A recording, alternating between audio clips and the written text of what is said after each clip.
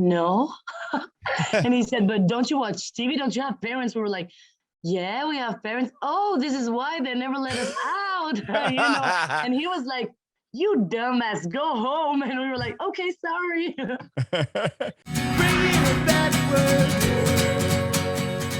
This is all about you, your journey in music, and we can talk about the new record that just came out. Yeah, thank you so much. It's an honor for that record and for me to be invited on your program and to talk about it. Thank you. Awesome. Awesome. Thank you. So why don't you first tell me, where were you born and raised? I was born in Las Vegas in 1998. Okay. And I grew up in France, and a lot of things happened to me. It's really fun, actually. When people tell me where I'm from, it's really hard for me to answer because I've been raised in a lot of like places and different countries too. So I'm like, I don't know where I'm from, but I'm from there. Wait, so you were born in Las Vegas, in Nevada, here in the States? Yeah, it was kind of a mistake because my parents were not supposed to be there and they left after my birth, but yeah. Okay, so they just happened to be in the States, and then you moved back to France? I'm confused. Yeah, and then my other sister, she was born in France, and then all of my siblings were born there. And then I Okay. was raised by cowboys also in Texas. Really? So you lived in Texas as well? Yeah, well, in my dreams, but it's okay. Oh. There is like a slight difference between my world and the real world. Okay. Okay. Well, I'm trying to figure. Yeah. So so were your family like on vacation or something? Were they just traveling in Vegas and happened to be like, uh-oh, I'm going into labor? No, it's like sometimes in life things happen and it's like a movie. Mm-hmm. So anyway, but I would say I'm more French than anything. And Okay. also I have like been in French cities more than anything in my life. I've been in like more than 15 French cities, so I'm really French. Okay. Okay. And how did you get into music? Is anyone else in your family musical at all? Not really. I mean, there was a piano in my house, and this is how it started. But no one really thought like of, my mom. She used to play the piano, but nothing big. I think that this thing, I can't explain it to myself. Like how I have always been involved in music in general without having somebody showing me, okay, this is the path. Mm-hmm. And but I guess my parents used to listen to a lot of music, and we used to have these CDs that you can. It's like a USB key. The CDs where you could do like playlists of your own and stuff. We used to have that a lot at home, and so there was a lot of different music on one CD. You know what I'm talking about? Yeah, you like actually put together one by your. CD-ROMs. Yeah, yeah, yeah. So you could make your own playlist and then burn it onto a Yeah, CD. exactly. And I was like raised with these CDs. So I have a lot of musical influences. And I think that listening to so much music made me, I think it made me like, I guess always connected me to this music thing. And then Mhm. when I was 7 or 8, I saw my grandfather play on a piano, and I went home and there was a piano in my house, and I was like, oh, I'm gonna do the same. And then I never stopped. Wow. So 7 years old is when you started playing piano. Yeah, maybe 8. I can't Okay. remember. I remember my first song was like it was written in English because I had just found a dictionary, like a translator, like English French. And my first song was like about 9 years old, and it was really weird, but it was my first one. I love it. Well, you wrote it in English. Yeah, because I think that until 2019, I was always very kind of shy when it came to writing in French because it was, my mother language, and it was like it was better not to see what I could say in that language. It was always easier to write in English or Spanish since I don't know, even my first boyfriends, they were English. I mean, the first one was American, and then the second one was from Canary Island. I mean, I don't know. I kind of ran away from where I was from for a lot of time in music, but I didn't know why. Because now that I write in French mostly, I love it. Okay. Wow. Did you speak English at all? Or I mean, it sounds like you said you got a English translating dictionary, but it was No, it yeah, I've always, sorry, I interrupted you, but no. I always liked, I don't know why, ever since I was little, I've always loved movies and different cultures, and I think I was always attracted to other, like, people or things that were very different from me. So speaking other languages has always been something fun for me, even if some languages are hard. For example, Russian is hard, or Chinese, Mhm. but I really love what's different than me. And of course, English, we were taught that at school. So I used to listen this class, and then I was able to speak English, I guess. Wow. Okay. And wow, I mean, to write it in English, to just to go right into that, that's pretty impressive. Instead of trying to, write in French and then maybe down the line write in English, you just went right off the bat, right into English. Yeah. Yeah, that's something sorry, what? No, it's just making a statement. That's crazy. That's Okay. cool that you did that. So you said you picked up piano around 8 years old. Were you writing songs pretty quickly? Yeah, I think that it was something natural. You know, when I was playing chords, because at first I was not doing anything special with the piano, it was just about chords. And I was like doing these chords, and I was like, la, la, la, da, da, I guess this was songwriting already. And songs were born from these moments I had with myself and the piano. So but it was really natural. You know, this is why when people ask me, oh, have you always wanted to be a singer? I'm like, not really, but I always knew that I wanted to do this, I think. Even if Okay. I was not telling myself, oh, you're going to be a singer, or oh, you want to be a singer. I was more like, oh, you want to be an astronaut, or you want to be a lawyer, or but I never thought, oh, I'm going to be a singer. No. But I think that something in my brain and my heart knew, Mhm. except me. When did Yeah. you start showing people your songs? Like, did you perform like a talent show, or were you doing open mic nights, or? It was really late. I was 16, I think. I met a producer in Lyon. It's a city in France where I was living at the time. And he saw a video of me, like, because at some point, I was posting things for my friends on Facebook. And he saw one of my videos and was like, oh, I would like to meet you with your parents because I think there is something we can try in the studio. And that was like my first time in the studio. And this guy really like showed me that I could show what I did to people and they would not be um this is weird. You know, they would think, oh, like actually consider like the idea that maybe that could be something more than just a memo living in my phone, you know? Mhm. So this is kind of the first time I showed somebody a song because music for me is like religion or sex. It's like something very personal. And I don't tend to show what I do or, I don't talk about my beliefs or these things to a lot of people. I keep that a lot for myself. So Mhm. so I was not like going around with my songs. Oh, you want to listen to that? Or no, I would never do this. I would Okay. write a lot of songs. Was it hard to be vulnerable with this person that just reached out to you online? I mean, to go in this Not now. really. Okay. Not really. It was kind of natural. I was like, oh, so this guy is his job to listen to that. So I had no shyness. Does it exist? Mhm. Shyness? Yeah. Yeah, well, I was not feeling that way. I was like, oh, that's his job. So take listen to it. It's what I made. But it's different. Like for my friends and family, it's not their job. So and I don't want to I didn't want to show them, but I don't know why. I was not thinking don't show them. I was just not thinking about showing them. You know what I mean? Mhm. Mhm. You felt more comfortable showing this person because that was what their career was. That's what they do. They listen to music and they help produce songs, whereas your family, you might get a different response from them because they're not in this scene or in the industry.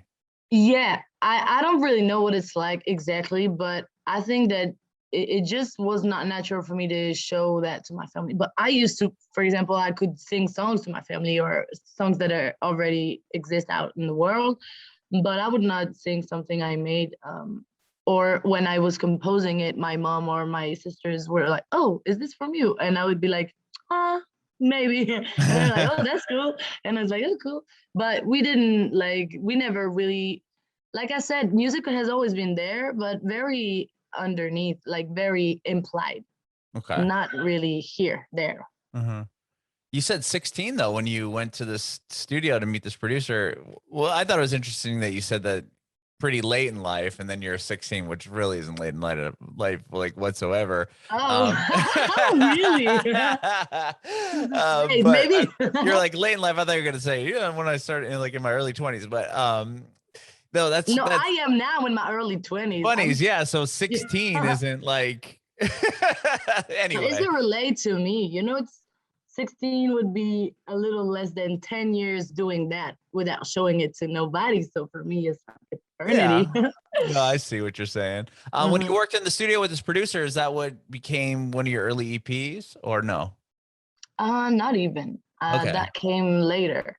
I know with So, that guy, I really like started figuring out what a studio was, what a session was, what arranging was and stuff. But we never really kept anything that after. Oh yeah, the intro is something we had made together. The intro of my album that's called Filage Effet, the first song. mhm. But other than this, we didn't keep anything because also I think that the more you spend time in the studio and the more you get to know yourself musically. And I have changed a lot since the first time I came to the studio. Mhm. Okay. And you were also on what, X Factor? Yeah, in Spain, well, that was during my studies. It So was did you kind go of to a school for music? no, no, no. I Oh, used to. I have studied management, like European management. okay. And maybe you know this university. It's above London. It's called Coventry University, and Uh-huh. it's great. I had a great time. I Yeah, love yeah. studying. I really love studying. So I went there, and during this, I was like, "Oh, that would be cool," because they called me for. I was like, "Oh, that would be cool to have like an activity where I can travel during my studies and stuff." But I Mhm. never really um, calculated the impact it was going to have because it was on TV and a lot of people were following this there, and I didn't know all of that. I was just having fun, and then one day, I remember somebody called me like, "What the fuck? I saw you on TV," and I was like, "Ooh, you watch TV in Spain? Oh god." So anyway, sometimes I don't realize that the things I do, other people can see them and have an opinion about them, and maybe I should care more. Wow, so you said they reached out to you. The Yeah, and it's were the they same for the voice. I don't think these things are natural. I don't think I would ever call a program like, "Please let me in," or I right. would never do that. I just accept because these are opportunities, and at the time it was really like a great experience. And but now I wouldn't never accept something like that. I think that I know me more and stuff. Also. Mhm. It was like a good learning experience, Hmm. but not something you would do again. Is that what you said? Yeah, but just because now I'm in a very good place musically talking, like I love where I am and the way I'm Mhm. doing it and with whom I'm doing it, and I would not need this now in my life or see any um like value. No, how do you say that? Valeur ajoutée. It's something in business that says if you're gonna do something, it has to add you like to t'as dit quoi? Added value. Oh yeah, added value. Yeah, Okay. it wouldn't have any added value right now, so I wouldn't do Got it. you. I always think like that, like how is this thing gonna make me more benefits in my life, Mhm. not money talking, no, Right, right. just Just like advance your career in yeah, music. exactly, yeah. Were you pursuing music, or was it just kind of a hobby prior to, when you're going to college, it sounds or school, it sounds like you were doing something totally different. Yeah, no, I'm sorry, did you say, are you talking about TV or are No, you talking? when you started going to school in London or Yeah, was that, were you pursuing a no, career as no, a no, no, musician, or it was no, no, just no, something not for at all. fun? No, it was really like business. I love business and I love management and I love, leading teams and stuff. So I studied that. Mhm. And then I graduated and I thought, oh, maybe before I get to masters, I should try to do something with music because I love that. Also, and I'm still trying in music, but it hasn't been a long, like it's been 2 years now. Okay. So what was it like being on that television show and being on the X Factor in Spain? I mean, it sounds like you Well, speak Spanish. yeah, I speak Spanish. Well, it's been great. I was having fun, and since I was in France, I wasn't really like um seeing anything about that except for the followers they were raising. But I was in France doing my things, studying, and at the same time there was this show every Saturday, and I was like, I wasn't even watching it. I've never seen an episode of me on TV. Oh, I you don't still haven't watch me, watched it? and I don't watch me. I don't even listen to my music. But I think that I'm very much about I do something and then it's next moment. So just it's like my album. I made it and now I don't listen to it. But of course, I have to listen to some songs. For example, if I'm gonna if I'm gonna sing it, well, I'm gonna listen to me singing it. But I don't listen to what I did because I did it and now I'm gonna do something else. Okay. You talked about your EPs being later in your career. Like when did you put out your first EP? It was 2 years ago. Okay. And it's been crazy because I had signed with Universal Uh-huh. and I didn't think that I was gonna be um how do you say that? I didn't think I was gonna have such a big team with me from the beginning, and it was Hmm. really great. I love to have this big team around me. I feel very protected and very helped, and I feel like my vision couldn't be um like my vision of my project couldn't be real if there was not all of these things around me. Hmm. Well, how did So the deal with Universal come? Was it through having eyes on you with the TV shows or no? no, I met my manager and we went to Universal with the song. Hey, do you want me? And they were like, okay, I want you. Oh, wow. That must have been Yeah. big. I mean, probably life-changing as far as like having a real career in music. Yeah, but it's like I was saying, I was not really expecting this because, first of all, I had given me 8 months to try in music, and this happened after 4 months. And, I didn't even have the time to try in music because we came with the songs. So, first, I made the songs during the 4 first months. And then I was like, it's really funny. It's like a movie. I was like, so there are the songs, do you like them? They're like, okay, let's sign. And I was like, good. So, and I'm doing this for 2 years now, and I'm feeling very grateful to have all these fluid things happening. Hmm. Do you say fluid? It's like very naturally happening. Yeah, that works. That word works perfectly. Hmm. um, So, were you playing out quite a bit prior to signing the record deal? were you Like, what? were you playing shows like gigs? No, Oh. no. I was just in school, and then this happened. No, the shows it happened after because then I found my tour team, which is really great. I love them so much. Also because we make really great after parties after my concerts. I love after parties, and these people are really great. They made me do baby shows where there was like 160 people, and then more and more we grew up. And now on the 23rd of November, we're gonna do La Cigale, which is a very great place in Paris to perform. And I'm so happy. They really took their time with me, and I have the same feeling with my record company because I feel that sometimes in music business it can be really oppressing sometimes, and I'm really feeling like nobody's oppressing me. So that's great. That's good. That's good. So Yeah. you write in English, Spanish, and French. Is it hard to Uh-huh. decipher? Like when you go to write a song, do you know how you're going to approach it prior, or does it kind of just happen? And I mean, how do you? how do you write in all three languages? I think that it's very, like you said, very instinctive. Hmm. Like, I'm gonna start a song and then I'm gonna feel like Spanish would be great, so I try it, and if it's great, I keep it, and if it's weird, we're just gonna think, not that way.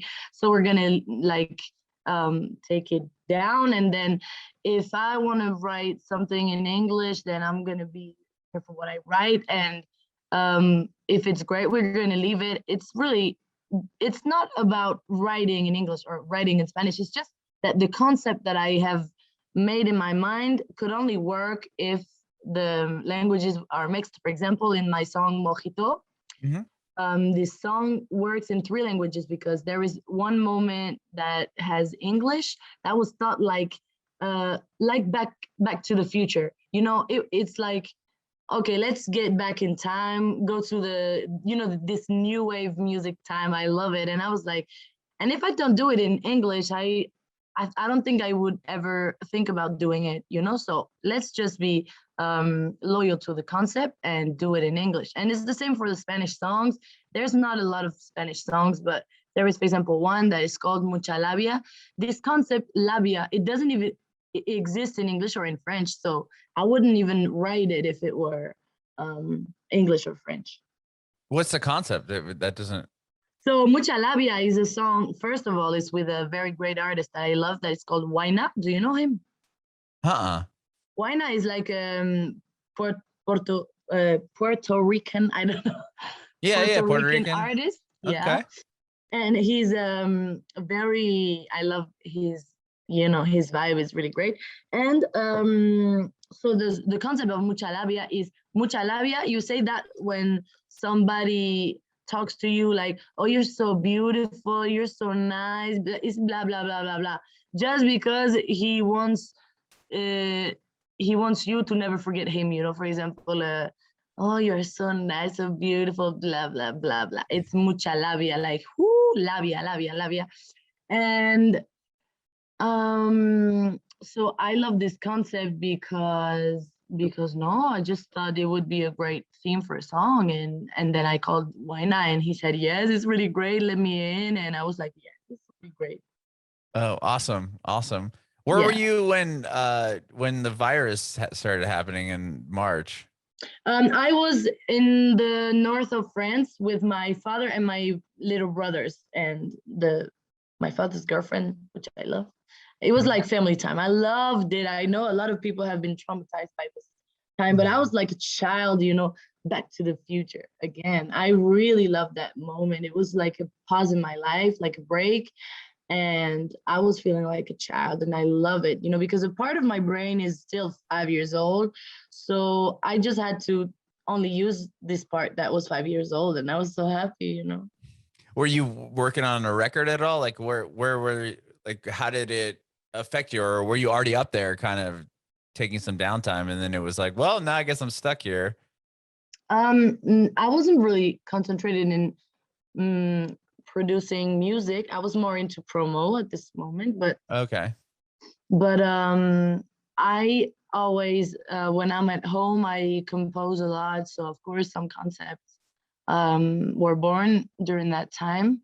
But I wouldn't say no. I didn't even go once at a studio at this moment because we couldn't even get out of our houses in France. It was really strict. Hmm. And I didn't even go once outside to buy anything.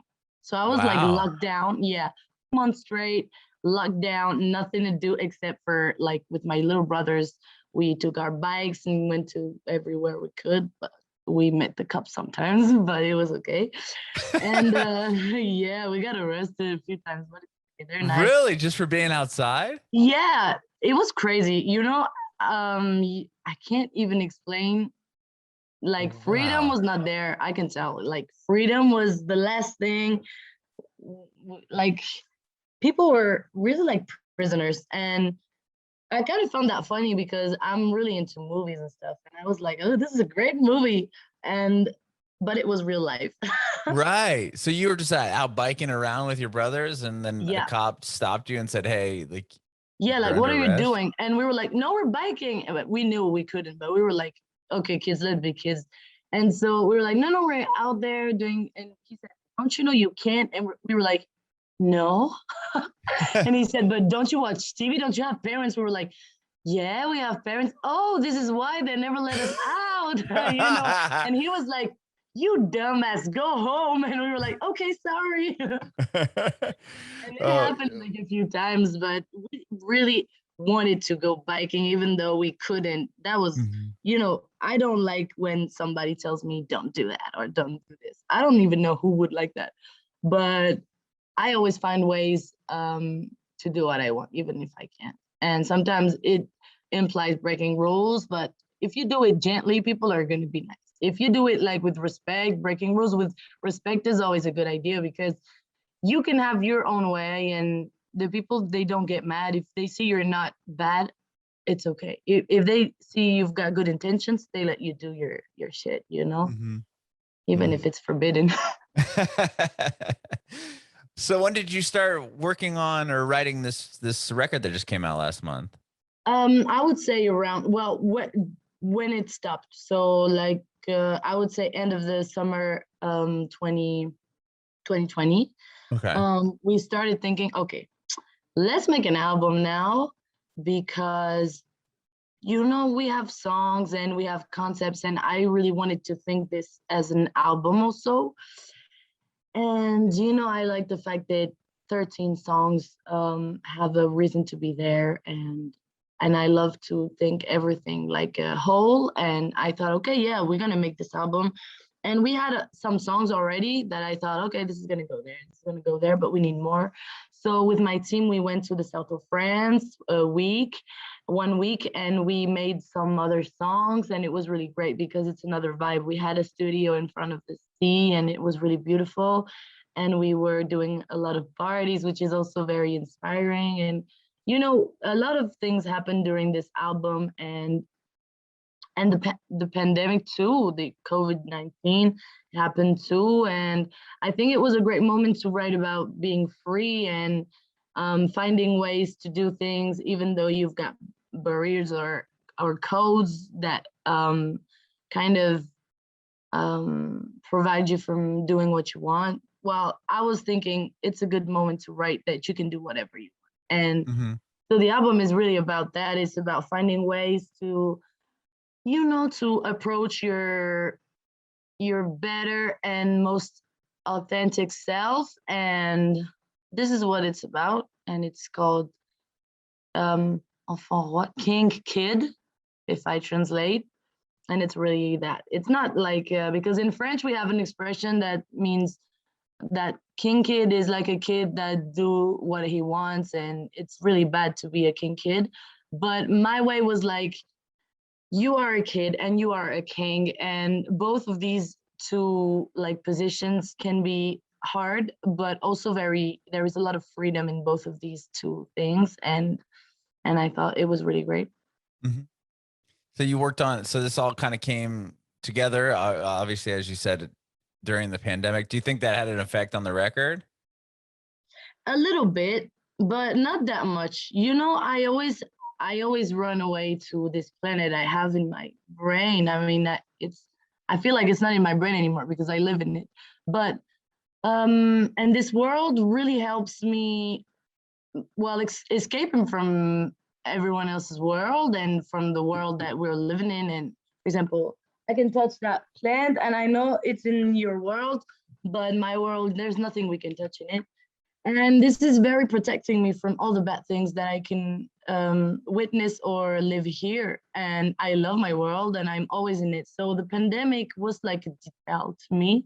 It Mhm. was like something happening. But sometimes I wonder if there was a war and I was involved in it, would I even be unhappy? I don't even know. I'm not sure I would be unhappy. This is weird to say, I'm sorry. But it's just because my brain takes me to places that I never thought existed, and it makes me feel really good, even though it can be chaos outside and my brain is going to be like, no, no, don't worry, come there you know Mhm. When you're in and that world, is that when you start writing your own is that when you start writing songs, or do you write in a different mm, different place?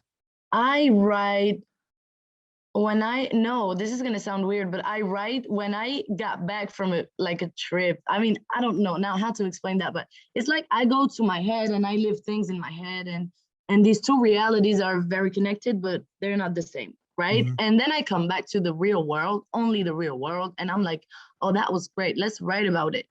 And the good thing is music helps me when I'm in the real world to keep being in my world somehow, because I write about my world, and I write about what I learned there, and I write about what I saw there, and all the possibilities that I saw with my eyes, and I write about them when I'm in the real world, to tell the people of the real world that this exists and that they can find a world of their own in their brains, or maybe in the brain of their friends or their family, or in anything they want. You can find happiness everywhere. You just have to see it. It's everywhere, I swear. It's just a matter of point of view.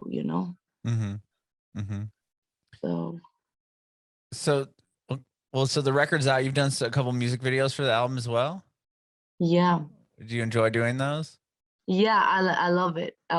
We have a team that is called Bleu Nuit, which Mhm. would be night blue, and we love them because they really got the vision.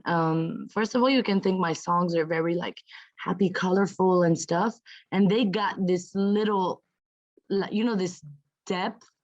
And so the clips, the video clips are, the music videos are darker than what somebody would expect from me. But this Mhm. is really what I meant.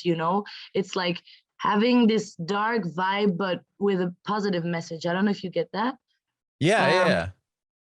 it's like the depth, because I'm not only writing like, oh, you can do what you want. I'm writing, I know that's hard out there, and I know you can go through shit and stuff, but there is joy.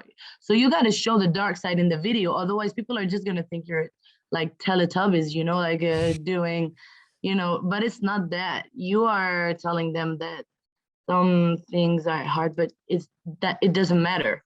Mhm. So these people doing the music videos, we love them, and we're going to keep working with them um, because they got this thing, and I love the aesthetic they use, very cinematographic.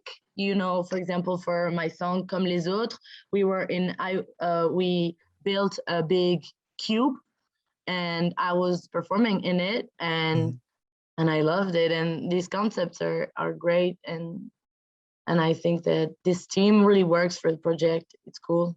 Hmm? I know you said you're a big fan of movies. Do you get to help create like the treatments for the videos and concepts for the videos?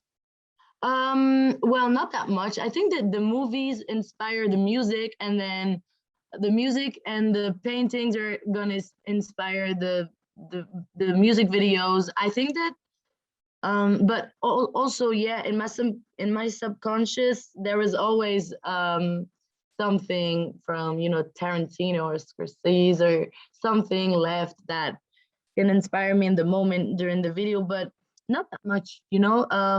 It's really also really about the director's ideas on the set and mine, and they're not really related to the movies. The movies are more there to inspire my life, my world, and then my music a lot. My lyrics. Um, but I would say it's all connected in the end. It's all about my world, and this world exists because I have seen movies, because I have heard music, and I have seen paintings, and I love Salvador Dali. I don't know if you know Yeah. this guy. He's really crazy and fun, Hmm. and Yeah, like the painting with like I can't yeah, remember what it's called. The clock is like melted on, yeah, yeah, down. he's Yeah. genius. And also, you should hear some of his interviews because he's really somebody. Oh, he's I so didn't know. I haven't heard his interviews. he's so fun, and he used to speak 3 or 4 languages, and he's got this accent like, yes, I am a genius, but it doesn't matter. It's so funny. And I love, and in this world, the thing I love the most is people who are different and who think that is the best thing that ever happened to them, because Mhm. it really is the best thing that ever happened to them. And it's very inspiring to see somebody being himself. Mhm. And And yeah, just to come back to the album, I thought maybe I could do that for people, just be me, and Mhm. maybe people are gonna think, oh, maybe I should be me too, you know? Right, which is like the hardest thing, to do Yeah, is be it's yourself. very hard. It's very hard, of course. And I don't know if you felt that, but we all feel like we're a little bit different. And Mhm. sometimes it's like, oof, maybe I'm too different. Maybe it's not very good to fit in and stuff. But then the more you grow up and the more you realize, oh, it doesn't really matter. Mhm. Um, you know your existence, you only can live it, and so do what you want. And if people don't like you, it's okay. Like you can't be perfect to everybody. I mean, you can be perfect to some people that maybe are gonna see you like something crazy, but otherwise you're never gonna make everyone happy. So just do your thing and you will attract the people, and the people who are gonna be around you, they will have chosen you. So don't worry, you know.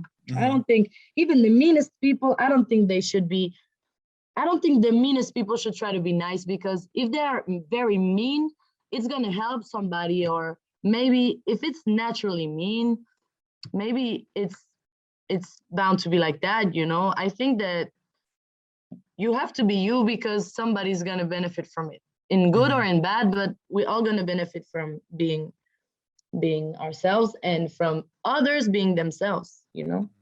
Mhm.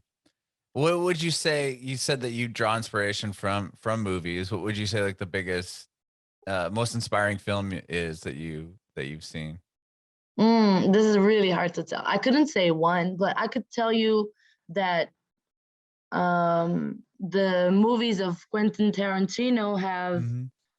influenced me the most, because his way of showing things and situations, and you know, all the characters, even the like the last person at the background is going to be interesting. This Mhm. person is going to have something, a depth that is going to make you think something about him. Whereas in some of other people's movies, it's like sometimes you feel like, and why did you put this character again? Because they're just there to be there, and it has Mhm. no, you know, no, it's not very interesting. But Right, they're just kind of like a filler character. Like they could yeah, have been exactly. anybody. And Yeah. yeah, exactly. I've seen this a lot in movies, but so at the in the end, I really love these movies like Tarantino, Scorsese, or Tim Burton. He's crazy. He's so Mhm. crazy. That's great. And all these people who let their vision be true and they don't really care what people are gonna think.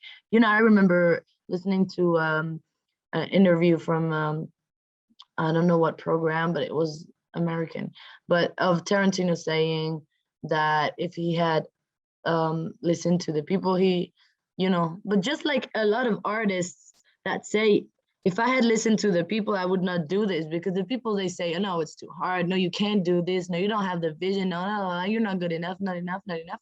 And then you don't do anything if you listen to these people. So, Mhm.